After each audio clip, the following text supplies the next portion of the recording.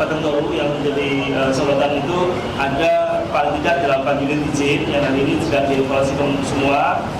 Kemudian yang 4 diantaranya kita lakukan penghentian operasional karena disinyalir berkontribusi cukup besar di dalam banjir di Batang Toru. Nah, ini sedang kita lakukan penanganan serius. Di antaranya yang akan kita tempuh adalah dengan audit lingkungan, kemudian sengketa lingkungan hidup dan pembenahan pidana dari 3 atau 4 unit. Nanti kita lihat dulu perkembangannya. Terima kasih Anda masih bersama kami di Top Ekonomi dan kita masih mencari tahu siapa sebetulnya yang mengirimkan kayu gelondongan di sungai-sungai itu. Saya ingin bertanya ke Bu Laksmi. Bu Laksmi, kita ingin memotret masalah dengan jernih tentunya. Ada legal logging dan ada illegal logging. Ya. Dan kalau temuan dari teman-teman kehutanan di 3 provinsi ya Bu, kita fokus di situ. Ya. Itu lebih banyak yang ilegal atau legal logging? Kalau tanya suruh bandingin, tentu saya tidak bisa memberikan gambaran ukuran. Tapi kami sejak awal tahun 2025 itu mensinyalir ada tindakan ilegal yang kemudian menumpang pada proses-proses yang legal. Kami sebut pencucian. Salah satu langkah yang kami lakukan waktu itu adalah menghentikan layanan penatausahaan pada yang disebut dengan PHAT, pemilik hak atas tanah. Ini adalah skema penebangan kayu di areal kayu alam, di areal di luar kawasan hutan, atau kita sebut APL. Kalau sebagai contoh saja, di Sumatera Utara itu jumlah PHAT itu ada 141.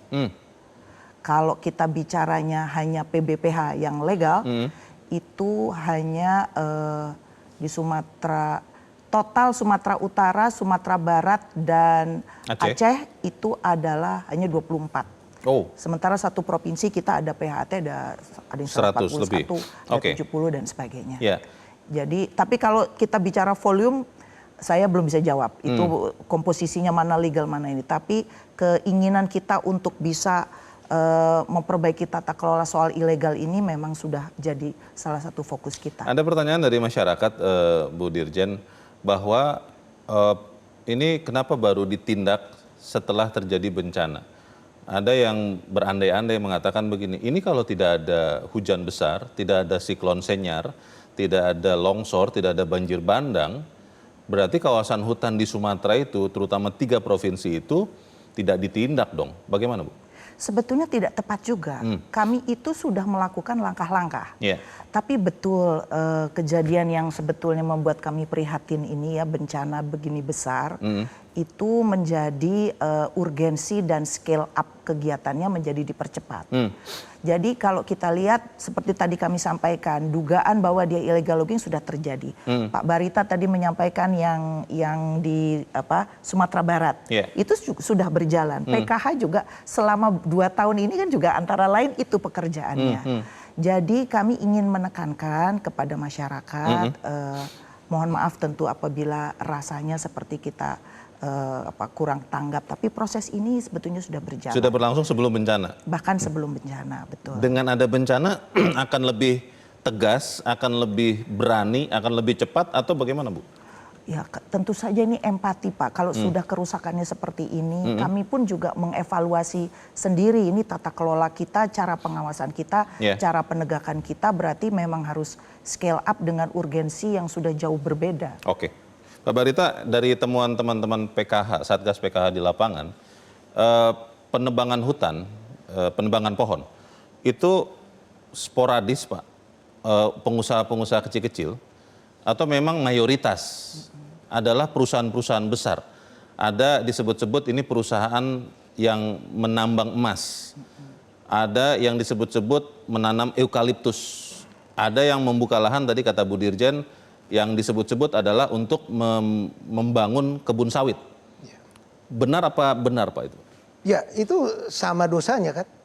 Mau untuk apapun itu, faktanya dia melakukan itu dengan menyampingkan regulasi, pertanggungjawaban sosial, Ya. dan ini yang akan dikejar. Jadi ini penebangannya memang bukan kecil-kecil ya, bukan rakyat, bukan sporadis ya, memang perusahaan besar. Memang perusahaan besar. Kalau Oke. kita lihat ya dari temuan-temuan awal ya, sebab seberapa kuatkah kalau dia individu pribadi, tapi jangan juga lupa ada juga oknum-oknum tertentu yang atas nama pribadi ya melakukan atau mengumpulkan, sehingga ini juga banyak sporadis terjadi berdasarkan temuan itu. Oke. Nah inilah sebabnya kita harus cermat, hati-hati dan komprehensif agar tidak ada yang lolos. Pertanggungjawaban hukum terhadap pelanggaran itu harus dilakukan. Yeah. Nah itu tindakan yang sekarang dinantikan rakyat. Yeah. Sebab orang yang sudah terkena bencana tentu pertanggungjawaban yang bisa diberikan negara adalah menjatuhkan sanksi dan memproses siapa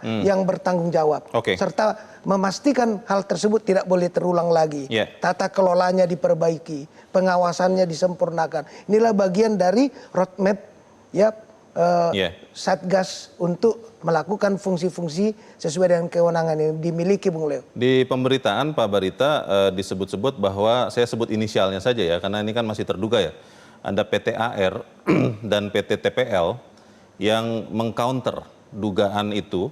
Mereka mengatakan bahwa mereka bekerja sesuai dengan aturan-aturan hukum, aturan-aturan legal. Itu bagaimana Pak? Ya kita juga tentu akan memverifikasinya dengan peraturan. Dengan konfirmasi kepada dokumen-dokumen perizinan, dokumen-dokumen usaha, audit lingkungannya. Ya inilah sebabnya lintas sektoral ini harus jalan. Sebab kompetensi itu ada di kehutanan, ada di ATR, ada di Lingkungan BPN, lingkungan hidup. Nah semua ini harus bekerja sama. Yeah. Kita kan punya data, oke, kita cross check, kita lihat, kita evaluasi, kita audit, sudah benar enggak? Sebab penegakan hukum itu kan dilakukan landasannya hukum juga Bung Leo. Oke. Jadi kalau di sana mengatakan kami punya itu, kita juga sebagai berproses hukum berproses akan menyajikan data yang dapat kita pertanggungjawab karena prinsipnya bekerja berdasarkan regulasi aturan.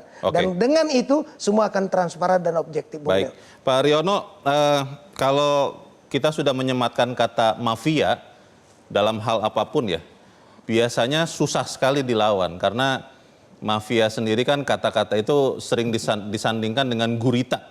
Kalau Anda lihat dalam kasus bencana yang menimpa 3 provinsi terujung Sumatera ini Pak Haryono, kita akan bisa melihat mafia kalau memang benar ada ya, itu bisa benar-benar ditindak, negara memang hadir, atau jangan-jangan seperti sekian kasus yang menyematkan kata mafia lagi, akhirnya kita lupa karena waktu berjalan Pak Haryono. Bagaimana Pak? Saya rasa ini kita ada keseriusan bersama ya berkaitan dengan penindakan dan sekaligus pengusutan terhadap bencana ini. Ya, mungkin kita ambil contoh kasus pagar laut kemarin ya, dan terbukti kan siapa yang kemudian menjadi pemainnya, siapa yang menjadi aktornya, dan kemudian sekarang juga proses hukum. Tentu Pak Barita, Bu Laksmi punya data dan kami di DPR sebagai fungsi kontrol pengawasan melalui Panja yang memiliki tugas juga menyelidiki, kemudian nanti menganalisa, kemudian nanti memberikan rekomendasi. Ini menjadi bagian yang tidak lepas dari untuk menyampaikan kepada publik, jangan sampai kemudian publik punya asumsi, oh ternyata yang ditindak adalah mereka-mereka yang mungkin kelasnya kelas teri kayak begitu. Ya, kita sampaikan di Komisi 4, tidak pandang bulu mau bintang 1, bintang 2 atau bintang berapapun. Kemarin Ibu Ketua juga sampaikan, kita minta untuk kemudian ditindak tegas. Ya, karena apa? Ya, ini adalah bencana nasional. Menurut kami bencana yang cukup serius. Dan ini yang sudah dijanjikan oleh teman-teman di Kementerian Kehutanan. Nanti akan kita tagih ya Bu Laksmi dan Pak Menteri di Panja ataupun di Komisi 4 memastikan bahwa tidak ada kemudian yang ditutup-tutupi. Ya, 12 itu siapa, termasuk 20 yang tadi disampaikan di 3 provinsi itu berapa, siapa di dalamnya. Saya rasa ini menjadi komitmen dan sekaligus juga menjadi bagian penting untuk diungkap kepada publik. Tetapi Mas Leo, mungkin dalam konteks yang lebih makro ya, kenapa kemudian Komisi 4 punya agenda besar sebelum adanya bencana ini adalah perubahan Undang-Undang 41/99 tentang kehutanan. Dan juga jangan lupa bahwa izin usaha berisiko yang sekarang menginduk kepada Undang-Undang 6 2023 tentang Cipta Kerja bisa jadi menjadi salah satu penyebab kemudian orang melakukan pemanfaatan kawasan hutan dengan balutan yang legal, tapi melakukan tindakan-tindakan ilegal yang saya rasa tidak setahun 2 tahun dan kemudian terjadi bencana begitu dahsyat. Mungkin itu praktek itu sudah terjadi, mungkin ya bisa jadi 5 tahun berjalan seperti itu. Pak Riono tadi, Oke.